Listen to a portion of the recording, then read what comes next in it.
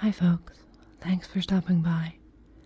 Welcome back to another episode of I Like Big Boats and I Cannot Lie, the series where I talk about my favorite thing, submarines. I hope your week has gone well, and I hope the challenges in the week ahead are easily overcome. We face the unknown, as always, united. You are never alone in the void, my friends. We are all here with you. This week starts on the 20th and ends on the 26th. There's plenty of boat content ahead of us, so let's dive right in.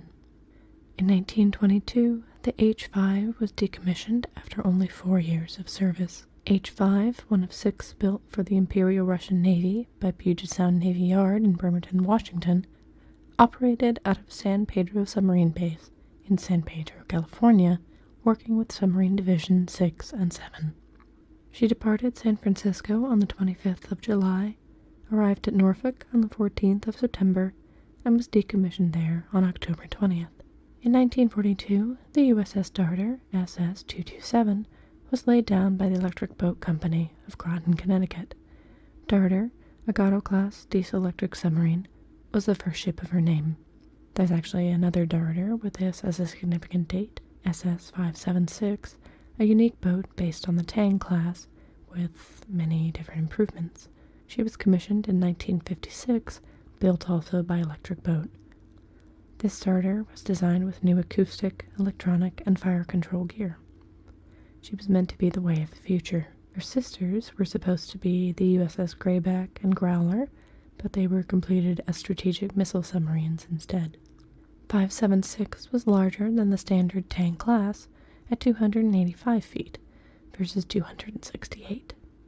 In 1990, we have the commissioning of the USS West Virginia, SSN 736, an Ohio-class ballistic submarine. She is the third of her name, the 35th state, and the 11th Ohio sub.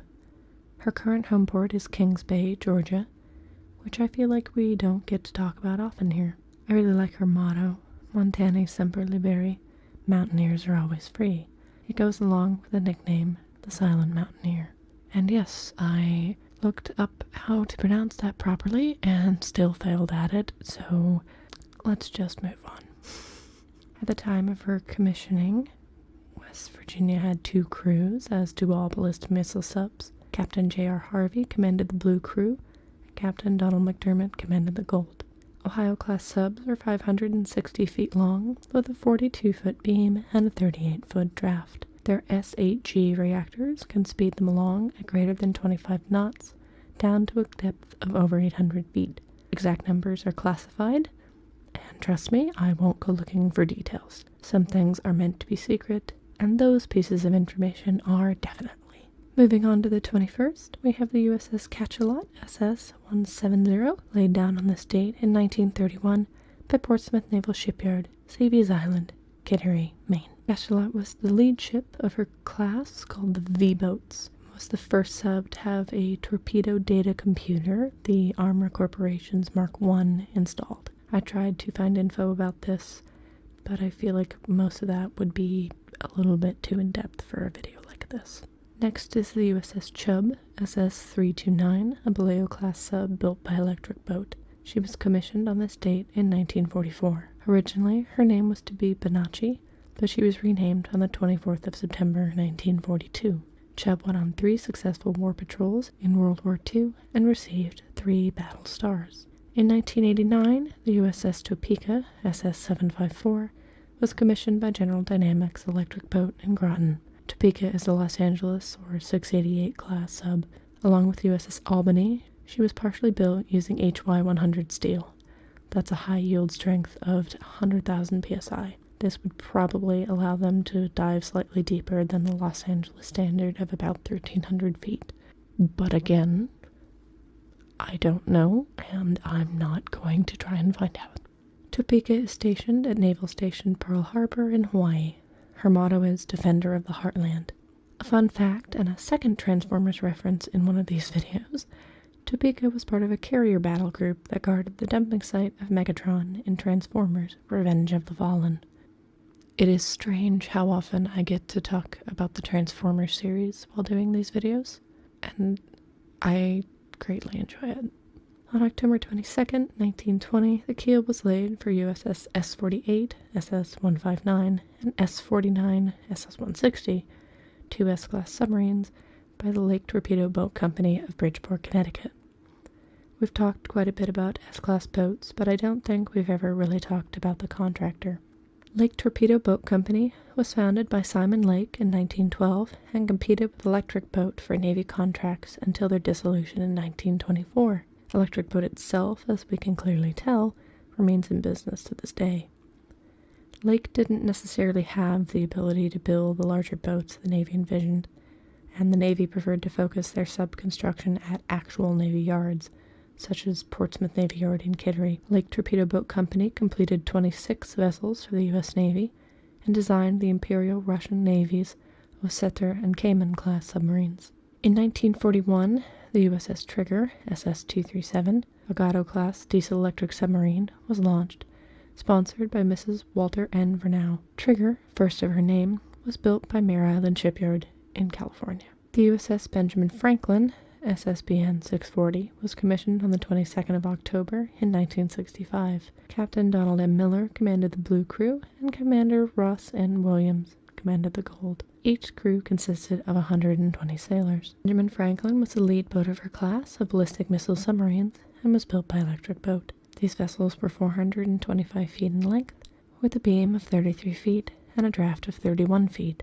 They were propulsed by an S-5W reactor propelling one shaft at a speed of over 20 knots to the depth of over 1,300 feet. Her armament consisted of 4 torpedo tubes and 16 ballistic missile tubes. In case we've never gone over it, and I'm pretty sure we haven't, the S in S-5W stands for Submarine Platform, 5 is the 5th generation core designed by the contractor, and W stands for Westinghouse, the contracted designer.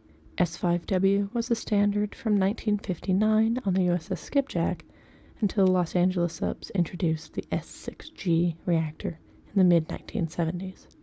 October 23, 2077 is the beginning of the Great War, the day the atomic bombs drop and begin the end of the world in the Fallout franchise.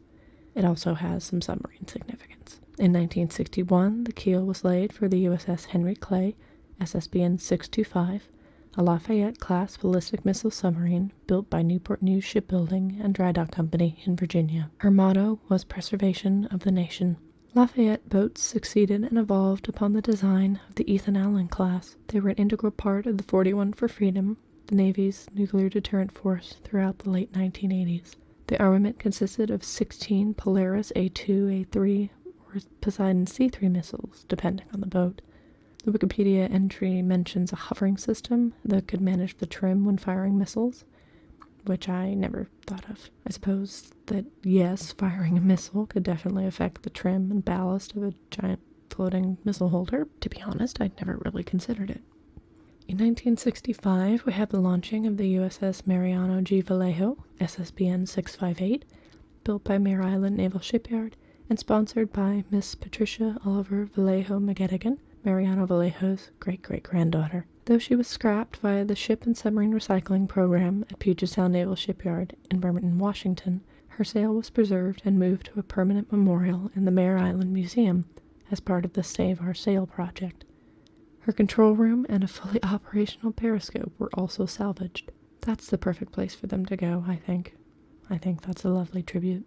1992 brings the keel laying of the USS Louisiana, SSBN 743, the last of the Ohio-class ballistic missile submarines. Louisiana, as a ballistic missile sub, carries around 20 Trident II D5 missiles and a hefty collection of Mark 48 torpedoes.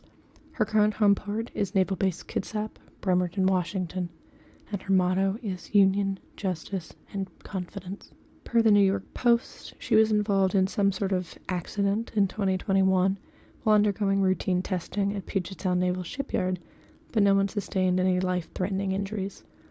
It goes to show that working on one of these boats can, in fact, be quite scary and dangerous.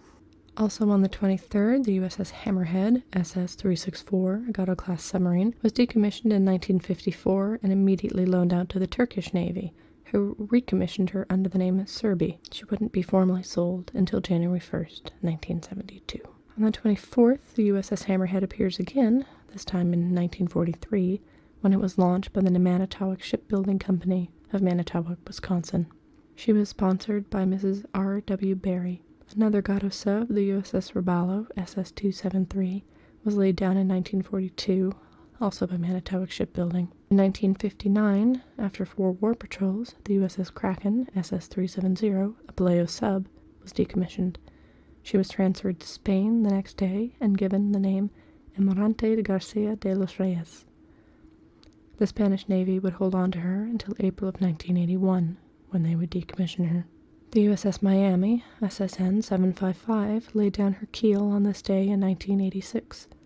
Miami, a Los Angeles sub, was built by Electric Boat of Groton, Connecticut.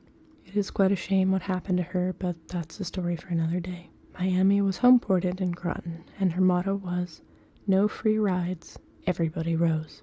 On the 25th of October, 1943, the USS Keat, SS-369, was laid by Manitowoc Shipbuilding. We're talking about them a lot today. Keat was a Baleo-class diesel-electric sub, first and only of her name. Sadly, only 2 years later, she would be lost with no survivors. In 1951, the USS Tang, SS-563, was commissioned by Portsmouth Naval Shipyard of Kittery, Maine. She was the lead ship of her class and the first American sub to be designed under the Guppy program for underwater performance instead of service. That's the Greater Underwater Propulsion Power Program, by the way. At the time of Tang's commissioning, Commander Enders P. Huey was in command. After her trials and training on the East Coast, she was assigned to Submarine Squadron 1 in the Pacific Fleet. In 1989, the keel was laid for USS Seawolf, SSN-21, first in her class, a nuclear-powered fast-attack submarine built, once again, by Electric Boat. Seawolf and her 2 sisters, Connecticut and Jimmy Carter, are home-ported at Naval Base Kitsap in Washington State. Seawolf's model is Cavilupum, Beware the Wolf. Seawolf-class subs are 353 feet in length. Well, Seawolf and Connecticut are. Carter has an extra 100 feet. That's extra Seawolf in your Seawolf. Originally, there were supposed to be almost 30 of them, but the things were too damned expensive. And after the end of the Cold War, they pretty much just decided to leave it at 3 and call it good. Probably for the best. Seawolves are probably my favorite boats. I especially love the little, sail swoop. You see how it's a little curve at the bottom of the sail? I like it. That's cool. That design continues into the Virginia-class boats. And speaking of Virginia-class boats, the USS New Hampshire, SSN 778, was commissioned on October 25th, 2008, in a ceremony at Portsmouth Naval Shipyard. Her current home port is Norfolk, Virginia, and her motto is, "Live free or die." Very good choice, maybe a little overused, but still pretty good. The last day of the week comes with 3 commissionings. The USS Rock, SS-274, a Gato-class sub, was commissioned on the 26th of October, 1943. She was built by Manitowoc Shipbuilding. A year later, USS Brill, SS-330, was commissioned. Brill, a Baleo sub, was built by Electric Boat. At the time of her commissioning, late into World War II, Commander Harry B. Dodge was in command. Her war operations ran from the 28th of January to the 9th of August, 1945, when she served 3 war patrols. Last, and certainly not least, the Tench-class USS Grampus, SS-523, was commissioned in 1949. Grampus was built by Boston Navy Yard in Massachusetts. She had been launched in 1944, but World War II ended before her completion, so she sat waiting until construction resumed in 1948. She was christened by Charlotte Lynn Woodward, wife of Vice Admiral Clark H. Woodward, and then commissioned. That's all I've got for this week, folks. Thanks as always for stopping by. Take care of yourselves, take care of each other, and I will see you later.